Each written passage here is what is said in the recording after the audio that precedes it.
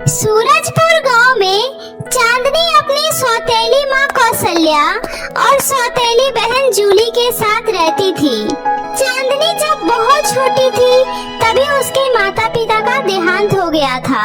चांदनी की सौतेली माँ कौशल्या और उसकी सौतेली बहन जूली उस पर खूब अत्याचार किया करते थे। उससे घर का सारा काम करवाती और उसे ठीक से खाना तक भी नहीं देती थी। कौशल्या को सोने चांदी के गहने पहनने का बहुत ही शौक था। एक दिन कौशल्या की पड़ोसन सुषमा उसके घर आई। अरे ये देखो कौशल्या, मेरा नौलखा सोने का हार आज ही मेरे पति दुबई से लेकर आए हैं। सोची तुम्हें दिखा दूं, अच्छा है ना? अरे छोड़ो, तुम्हें क्या पता होगा इसके बारे में। अब तुम्हारे पति ने कहा तुम्हें ये सब दिया होगा। वो क्या है ना कि सबकी किस्मत मेरी जैसी थोड़ी ना होती है। अच्छा, अब मैं चलती हूँ। इतना बोलकर सुषमा वहाँ से चली जाती है, लेकिन सुषमा की कही हुई बातें कौशल्या को सुई की तरह चुभ जाती है। अरे समझते क्या है खुद को? पति ने एक हार क्या ला कर दे दिया? महारानी हवा में उड़ने लगी। अरे मेरे पास इससे भी महंगे महंगे पुश्तैनी गहने रखे हैं। ये गरीब लोग होते ही ऐसे हैं, चार पैसे आते ही हवा में उड़ने लगते हैं।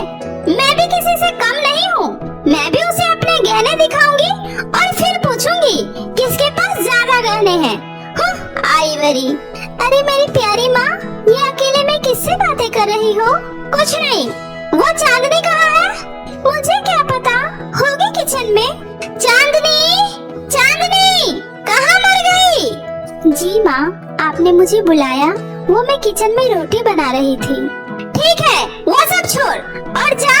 मेरे ये सारे पुश्तैनी गहने हैं, इसे संभाल कर अच्छे से नदी से साफ करके ले आ। रखे रखे धूल जम गई है। और सुन, अच्छे से चमका कर लाना, समझ गई? ठीक है माँ। अब खरी खरी मेरा मुंह देखेगी या जाएगी? जा अब देखती हूँ सुषमा कैसे मेरी बराबरी करती है। इधर चांदनी सारे गहने लेकर नदी में धो रही होती है, तभी गलती से सारे गहने उसके हाथ से छूटकर नदी में बह जाते हैं। हे भगवान, ये मुझसे क्या हो गया? अब मैं माँ को क्या जवाब दूंगी? गहने कहाँ चले गए? अरे कोई पकड़ो इसे। अरे मेरी फूटी किस्मत, अब तो माँ मुझे मार डालेगी। हे भगवान, मैं क्या करूँ? चांदनी वही नदी के किनारे बैठकर रो रही होती है। रोते रोते उसे बहुत देर हो जाता है। फिर वो दुखी मन से डरते डरते घर आ जाती है। मनहूस, कहाँ थी अब तक? लगता है मार खाए तुझे बहुत दिन हो गए हैं, इसलिए तेरा घर के कामों में मन नहीं लग रहा।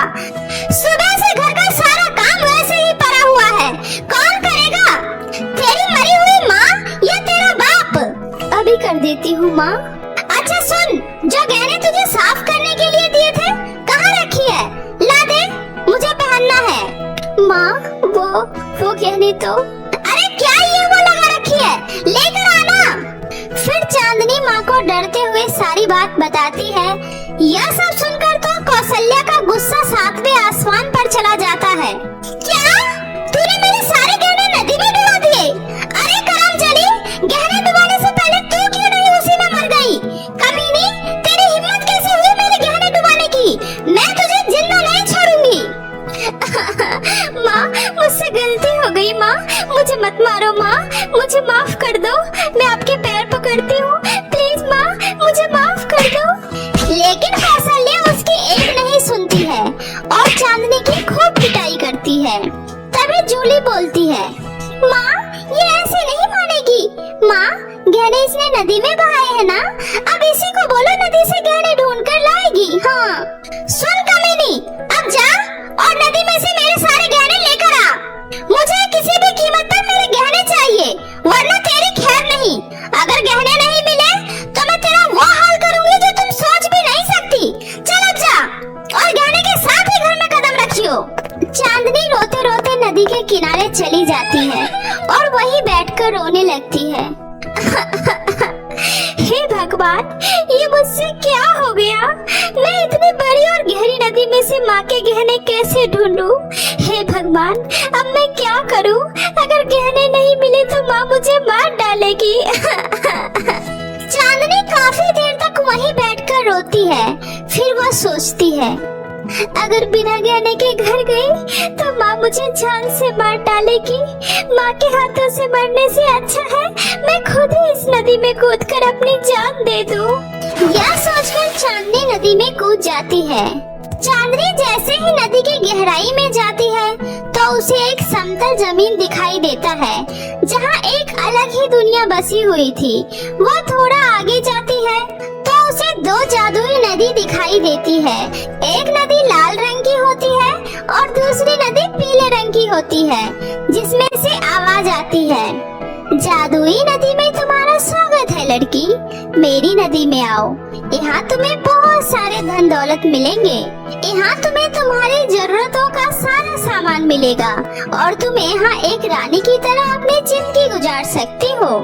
नहीं नहीं लड़की, तुम उस लालची नदी के बहकावे में मत आओ। चांदनी, मेरी नदी में आओ।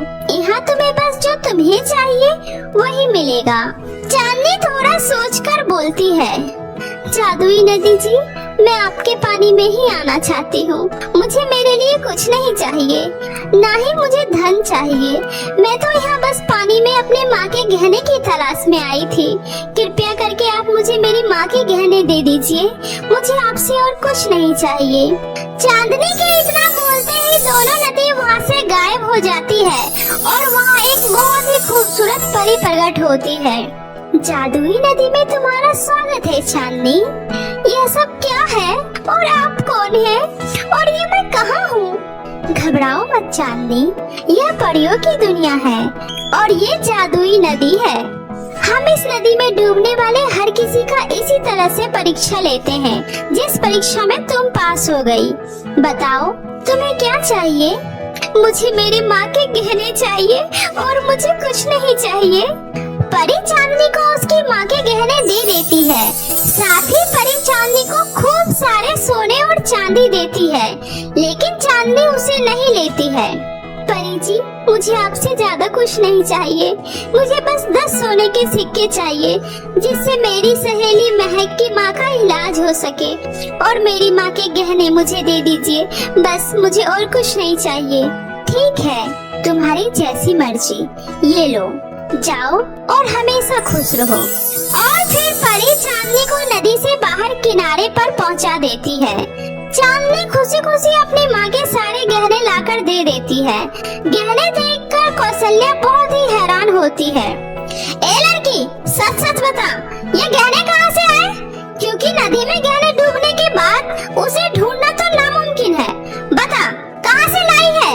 और ये तेरे हाथ में सोने के सिक्के कहाँ से आए? ला, दिखा इसे। यह सोने के सिक्के मुझे जादुई नदी वाली परी ने दिया है। परी, वो कहाँ मिली तुम्हें? और फिर चांदनी अपनी माँ को जादुई नदी वाली बात बताती है। यह सब सुनकर कौशल्या बोलती है, अरे मूर्ख लड़की, तूने परी से और भी गहने क्यों नहीं मांगे? और वो जो तुम्हें सोने चांदी दे रही थी, लिए क्यों नहीं? कौशल्या चांदनी को फिर से एक चाटा लगा देती है। माँ, मैंने भी दादाजी से सुना था उस नदी के अंदर एक जादुई दुनिया है जिसमें बहुत सारी जादुई परियां रहती हैं। माँ, क्यों ना हम खुद वहाँ जाकर परी से ढेर सारे गहने और सोने मांग कर ले आए? अरे वाह बेटी, कितनी होशियार हो गई है मेरी बच्ची। चलो बेटी, हम वहाँ से और भी सोने चांदी लेकर आते हैं। और तू, और सुन मनूस, हमारे आने से पहले घर का सारा काम खत्म हो जाना चाहिए, वरना मार मार कर तेरा कचूमर निकाल दूंगी। इतना बोलकर कौशल्या अपनी बेटी जूली के साथ उस नदी के किनारे जाकर दोनों नदी के अंदर छलांग लगा देती है। तभी वो दोनों जादुई परियों की दुनिया में पहुंच जाती है। थोड़ी दूर चलने के बाद उन्हें भी वहाँ 2 जादुई नदी दिखाई देते हैं। जादुई नदी में तुम्हारा स्वागत है, मेरी नदी में आओ। यहाँ तुम्हें जीवन का सारा सुख मिलेगा और यहाँ से तुम जितना चाहो उतना धन अपने साथ ले जा सकती हो। नहीं नहीं, उसकी बात मत सुनना, लालच में मत आना, मेरे पास आओ। मैं तुम्हें सही सलामत इस नदी से बाहर निकाल दूंगी और मैं तुम्हें बदले में 10 सोने के सिक्के दूंगी। मेरी नदी में आओ, मैं तुम्हें ढेरों सोना दूंगी। माँ, इस लाल नदी में चलते हैं, वहाँ से हमें खूब सारे धन दौलत मिलेंगे। इस बेकार सी नदी में जाने का क्या फायदा? और फिर दोनों माँ बेटी लाल चली जाती है। तभी वहाँ एक खतरनाक चुड़ैल आ जाती है और बोलती है, लालची औरत, अब तुम हमेशा के लिए मेरी गुलाम बन गई हो और इस लालची जादुई लाल नदी में कैद हो गई हो। अब से तुम्हें मेरी सारी बातें माननी होगी। मुझे खाना खाना बहुत ही पसंद है और अब से तुम दोनों माँ बेटी को मेरे लिए जिंदगी भर यहाँ रहकर खाना बनाना होगा। नहीं, मुझे माफ कर दीजिए, हमें जाने दीजिए, प्लीज हमें छोड़ दीजिए। कौशल्या और जूली दोनों उस चुड़ैल के सामने बहुत गिड़गिड़ाते हैं, लेकिन चुड़ैल उसकी एक नहीं सुनती और उससे खूब सारे काम करवाने लगती है और वह दोनों हमेशा के लिए वहीं कैद हो जाते हैं। और इधर चांदनी खुशी खुशी अपने घर में रहने लगती। बहुत समय पहले की बात है, उदयपुर नामक गांव में एक बहू नैना रहा करती थी। नैना स्वभाव की बहुत अच्छी थी, लेकिन नैना थोड़ी सांवली थी और उसके चेहरे पर कुछ निशान थे, जिस वजह से नैना को अपने ससुराल में बिल्कुल भी प्यार नहीं मिलता था। हमेशा उसे बहुत कुछ सुनना और सहना पड़ता था। नैना की एक ननद थी संजना। संजना हमेशा नैना को बहुत ज्यादा परेशान करती थी। एक दिन संजना की कुछ फ्रेंड उससे मिलने घर आती हैं। तभी नैना उन सभी के लिए नाश्ता बनाकर लेकर आती है। नैना को देखते ही संजना की सभी फ्रेंड्स जोर जोर से हंसने लगती हैं और वह तभी कहती हैं, अरे यार संजना, यह काली कलौटी कौन है? वैसे तो तू कॉलेज में बड़ी बनती फिरती थी, अपने आसपास काले और बदसूरत लोगों को भटकने भी नहीं देती थी, फिर यह इतनी काली कलौटी तेरे घर में क्या कर रही है? अगर मेरा अंदाजा सही है तो ये कहीं तेरी काली कलौटी बदसूरत दूसरी भाभी तो नहीं है? हाँ सपना, तुमने बिल्कुल सही समझा, ये संजना की नई भाभी है। ऐसी काली कलौटी, चेहरे पे निशान वाली बदसूरत। अगर संजना तुम अपने भाई की दूसरी शादी कर ही रही थी तो अपनी पहली भाभी की तरह सुंदर तो लेकर आती। वो कितनी ज्यादा गोरी चिट्टी थी, कम से कम इतनी बदसूरत भाभी तो मत लेकर आती। मगर ये तो बहुत सारा दहेज लेकर आई है ना। कल जो तुम कॉलेज में सोने की चैन पहन कर आई थी, वो भी तुम्हारी भाभी लेकर आई है ना। शायद तुमने दहेज के लालच में अपने भाई की किस्मत फोड़ दी। इस तरह से संजना की सभी फ्रेंड्स हंस रही थी। संजना को अपनी बहुत ज्यादा इंसल्ट महसूस होती है और वह गुस्से में लाल अपनी सभी फ्रेंड्स के सामने नैना को जोर से थप्पड़ मारती है और कहती है, मैंने आपसे कितनी बार मना किया है कि अपनी काली शक्ल लेकर बाहर मत आया करो। अगर आपने नाश्ता तैयार कर ही दिया था तो आप मुझे बुला लेती, कम से कम आपके आने से मेरी बेइज्जती तो नहीं होती। काली शक्ल लेकर कहीं भी चली जाती हैं, जैसे इस काली कलौटी शक्ल को देखने के लिए सब तड़प रहे हो। अब जाओ यहाँ से, सारा मूड खराब कर दिया। तुम्हारी वजह से मेरे दोस्तों में मेरी नाक ही कट गई। बेचारी नैना चुपचाप संजना की खरी खोटी बातें सुन रही थी और नैना आंखों में आंसू लेकर वहाँ से आ जाती है। यह सिर्फ आज की बात नहीं थी, हमेशा नैना के साथ ऐसा ही होता था। नैना को हमेशा अपने काले रंग की वजह से बहुत कुछ सुनना और सहना पड़ता था। ऐसे ही समय बीत रहा था। एक दिन संजना को देखने लड़के वाले आने वाले थे। तभी नैना की सास कमला नैना के पास जाती है और उससे कहती है, सुन मनहूस काली कलौटी, तेरी वजह से मेरी बच्ची के रिश्ते में कोई अड़चन नहीं आनी चाहिए। पिछली बार जब तू उसके दोस्तों के सामने गई थी तो मेरी बच्ची की बहुत बेइज्जती हुई थी, लेकिन मैं नहीं चाहती कि मेरी बच्ची के ससुराल वालों के सामने हमारी थोड़ी भी बेइज्जती हो। इसलिए पूरे घर की अच्छी तरह से सफाई कर घर का सारा काम खत्म कर बाहर चली जाना और तब तक घर में मेहमान है, तब तक घर में आने की जरूरत नहीं है। तुझे देखकर उन्हें लगेगा कि हमने दहेज के लालच में आकर तो जैसी काली कलौटी निशान वाली बदसूरत लड़की को अपने घर की बहू बना लिया। चल अब घर के काम खत्म कर। मनहूस, मम्मी जी आप मेरे साथ ऐसा बर्ताव क्यों करती हैं? आपको तो पहले ही पता था कि मैं काली हूँ, मेरे चेहरे पर निशान है, फिर आपने मुझे अपने घर की बहू क्यों बनाया? मुझे मत बनाती। जैसी बहू आपकी पहली थी गोरी चिट्टी, वैसी ही बहू ढूंढ कर लेकर आ जाती। आपके बेटे भी मुझसे नाराज रहते हैं, मेरी तरफ देखना भी पसंद नहीं करते, हमेशा मुझे खरी खोटी सुनाते रहते हैं। आप भी मुझसे प्यार नहीं करती। क्या आप मुझे अपने घर की नौकरानी बना के लेकर आई थी? मैं इस घर की बहू हूँ, आप मेरे साथ ऐसा बर्ताव मत किया करें, मुझे बहुत दुख होता है। अब मैं जैसी भी हूँ आपकी बहू हूँ, बदल तो नहीं जाऊंगी। अरे वाह काली कलौटी, तू तो बहुत जल्दी भूल गई कि मैंने तुझे अपने घर की बहू क्यों बनाया। चल मैं तुझे बता देती हूँ। एक तो फ्री में मुझे नौकरानी मिल गई, मेरे घर के सारे काम हो जाते हैं। दूसरी बात, तेरे बाप ने मुझे इतना सारा दहेज दिया था जिस वजह से हम ऐश कर रहे हैं, वरना क्या तूने मुझे पागल समझा है? तो जैसी काली कलौटी बस सूरत को अपने घर की बहू बनाती। चल अब अगर तेरा ये ड्रामा खत्म हो गया हो तो घर के सारे काम खत्म कर, मेहमान आने ही वाले होंगे। ऐसा कहकर कमला वहाँ से चली जाती है और वही दूसरी तरफ बेचारी नैना पूरे घर की अच्छी तरह से सफाई करती है, अच्छे अच्छे पकवान तैयार करती है और उसके बाद जैसे ही लड़के वाले आने वाले होते हैं घर से बाहर चली जाती है और एक गार्डन में जाकर बहुत रोती है।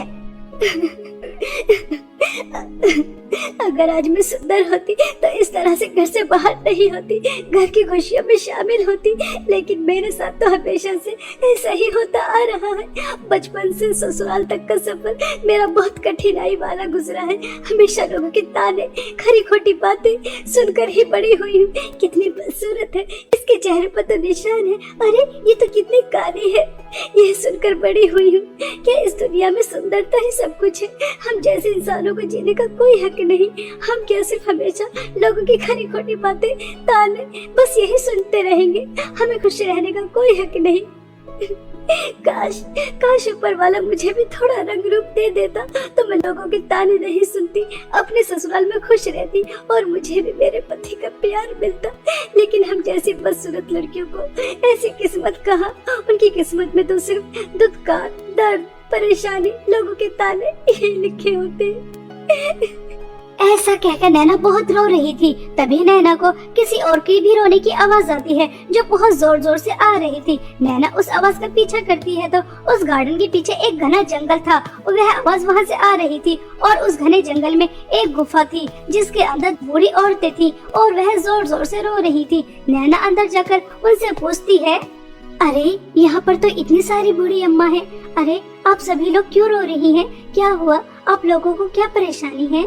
बेटा हम बुढ़िया नहीं हैं, हम तो परी लोग की सबसे ज्यादा सुंदर परियां हैं, लेकिन हमें एक जादूगरनी ने ऐसा बना दिया और उस जादूगरनी ने हम सभी की सुंदरता एक जादुई लिपस्टिक के अंदर कैद की है और वह जादुई लिपस्टिक बादलों में है और बादलों से जादुई लिपस्टिक लाना आसान नहीं है क्योंकि बादलों में 2 जादुई लिपस्टिक है और एक बार तुमने जिसे भी छू लिया बस तुम उसे ही लेकर आ सकती हो।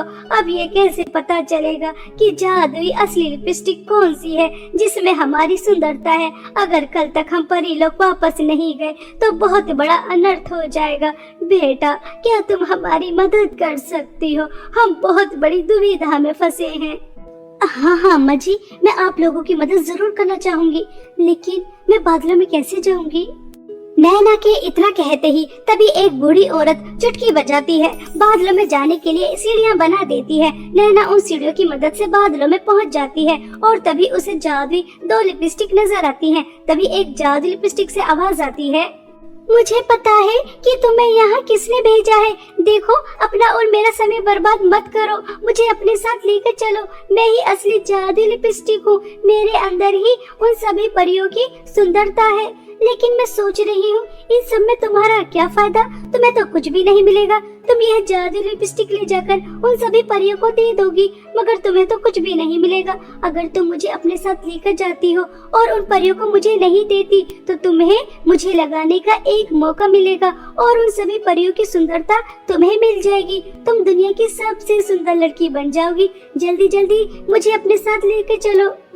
नहीं नहीं नैना, ये भ्रम है, धोखा है। जादुई असली लिपस्टिक मैं हूँ। जादूगरनी ने इसे लोगों को गुमराह करने के लिए रखा है। तो मुझे हाथ लगाओ, मुझे अपने साथ लेके चलो। मैं ही असली जादुई लिपस्टिक हूँ, मेरी बात का भरोसा करो। नैना कुछ समय के लिए दुविधा में फंस जाती है कि असली जादुई लिपस्टिक कौन सी है। तभी वह अपनी आंखें बंद करती है और वह फैसला कर लेती है कि असली जादुई लिपस्टिक कौन सी है। तभी वह दूसरी जादुई लिपस्टिक को हाथ लगाती है। नैना के हाथ लगाते ही पहली जादुई लिपस्टिक गायब हो जाती है और वह दूसरी जादुई लिपस्टिक लेकर सभी परियों के पास आ जाती है और वह सभी परियां एक एक करके वह जादुई लिपस्टिक लगाती हैं तो वह दोबारा से परियां बन जाती हैं। तभी एक परी नैना से कहती है, अरे वाह नैना, आज तक जो किसी ने नहीं किया वह तुमने कर दिखाया। तुम्हें कैसे पता चला कि जादुई असली लिपस्टिक कौन सी है? परी जी, मेरी माँ हमेशा समझाती थी, अगर आपको कोई किसी चीज का लालच दे रहा है, इसका मतलब वह झूठा है, मतलबी है, वह आपको लालच देकर फंसा रहा है। बस जैसे ही पहले जादू लिपस्टिक ने मुझे सुंदरता का लालच दिया, तभी मैं समझ गई कि असली जादू लिपस्टिक कौन सी है। सच में नैना, तुम बहुत अच्छी हो। तुम्हारा दिल बिल्कुल शीशे की तरह साफ है, इसमें कोई छल कपट नहीं है। तुम बिल्कुल भी लालची नहीं हो, तभी तो तुमने बादलों के दो जादू लिपस्टिक के बीच में सही चयन किया। अगर तुम सुंदरता के लालच में आ जाती तो तुम असली लिपस्टिक कभी भी नहीं लेकर आ पाती। हमें अपनी जादुई शक्ति से पता चला है कि तुम्हारे रंग रूप की वजह से तुम्हारे ऊपर कितना जुल्म और अत्याचार होता है, लेकिन अब नहीं। आज से यह जादू लिपस्टिक तुम्हारी है। हमें जो चाहिए था वह हमें मिल गया। और हाँ, यह जादू लिपस्टिक कभी भी लालची या बुरे लोगों के हाथ में नहीं लगनी चाहिए, क्योंकि बादलों की जादू लिपस्टिक हमेशा अच्छे लोगों के ही काम आती है, लालची या बुरे लोगों के नहीं। ठीक है बेटा। परी की बातें सुनकर नैना बहुत ज्यादा खुश हो जाती है और सभी परियां बादलों की जादू लिपस्टिक नैना को देकर परी लोग चली जाती हैं। परियों के जाने के बाद नैना वह जादू लिपस्टिक जैसे ही लगाती है तो वह बहुत ही ज्यादा सुंदर हो जाती है, बिल्कुल परियों की तरह। खुद को इतना ज्यादा सुंदर देखकर नैना बहुत ज्यादा खुश होती है। अरे वाह, मैं इस जादू लिपस्टिक की वजह से कितनी ज्यादा सुंदर हो गई। अब मुझे मेरे ससुराल में सम्मान मिलेगा, सब मुझसे प्यार से बातें करेंगे, मेरे पति भी मुझसे नाराज नहीं रहेंगे। मुझे तुरंत घर जाना चाहिए। आज मैं बहुत ज्यादा खुश हूँ। नैना खुशी खुशी घर चली जाती है। नैना को देखते ही संजना, कमला, नैना का पति सुरेश चौंक जाते हैं कि इतनी ज्यादा सुंदर लड़की कौन है और इनके घर में क्या करने आई। तभी संजना नैना से कहती है, अरे तुम कौन हो? मम्मी, यह लड़की कितनी ज्यादा सुंदर है। ऐसा लग रहा है जैसे मैं सपनों में परियों को देखती थी, बिल्कुल वैसे ही, बिल्कुल परियों की तरह सुंदर। तुम कौन हो? किससे मिलने आई हो? तुम्हें किससे मिलना है? संजना दीदी, मैं कोई परी नहीं हूँ, बल्कि मैं आपकी भाभी नैना हूँ। नैना? नैना तो इतनी काली कलूटी बदसूरत थी, अचानक इतनी ज्यादा सुंदर कैसे हो गई? मम्मी जी, मुझे परियों ने जादुई लिपस्टिक दी, जिसे लगाते ही मैं इतनी ज्यादा सुंदर हो गई। अब तो आप मुझे काली कलूटी बदसूरत नहीं कहेंगी, मुझसे प्यार से बात करेंगी। मम्मी, रात बहुत ज्यादा हो गई, मुझे नींद आ रही है, मैं सोने जा रही हूँ। सुबह जल्दी उठकर आप सभी के लिए नाश्ता भी तो बनाना है। ऐसा कहकर नैना सोने के लिए चली जाती है और बादलों की जादू लिपस्टिक छुपाकर कहीं रख देती है, ताकि फ्यूचर में कभी किसी को जादू लिपस्टिक की जरूरत पड़े, लेकिन उससे पहले वह किसी भी लालची इंसान के हाथ न लगे, इसलिए वह बहुत अच्छी तरह से उसे छुपाकर रख देती है। वहीं दूसरी तरफ नैना को इतना ज्यादा सुंदर देखकर संजना की रातों की नींद उड़ जाती है और वह एक दिन सोचती है, जब इतनी काली कलूटी बदसूरत दिखने वाली लड़की इतनी ज्यादा सुंदर हो सकती है, बिल्कुल परियों की तरह, मैं तो पहले ही कितनी ज्यादा सुंदर हूँ। अगर जादू लिपस्टिक मैंने लगा ली तो मैं न जाने कितनी ज्यादा सुंदर हो जाऊंगी। मुझे वह जादुई लिपस्टिक चुराकर लगा लेनी चाहिए। हाँ, यह ठीक रहेगा। ऐसा सोचकर संजना जादू लिपस्टिक ढूंढने के लिए नैना के रूम में चली जाती है, लेकिन संजना को इतनी आसानी से बादलों की जादू लिपस्टिक नहीं मिलती। बहुत मुश्किलों के बाद संजना को वह जादू लिपस्टिक मिल जाती है और वह खुशी खुशी अपने रूम में लेकर आ जाती है। लेकिन जैसे ही संजना बादलों की जादू लिपस्टिक लगाती है तो वह बहुत ही ज्यादा बदसूरत हो जाती है। खुद को इतना ज्यादा बदसूरत देखकर वह जोर जोर से रोने लगती है, लेकिन अब कुछ नहीं हो सकता था। उसे उसके लालच और बुरे स्वभाव की सजा मिल जाती है। अगले दिन कमला अपनी बेटी को इतने ज्यादा बदसूरत देखती है तो उसे भी बहुत ज्यादा दुख होता है।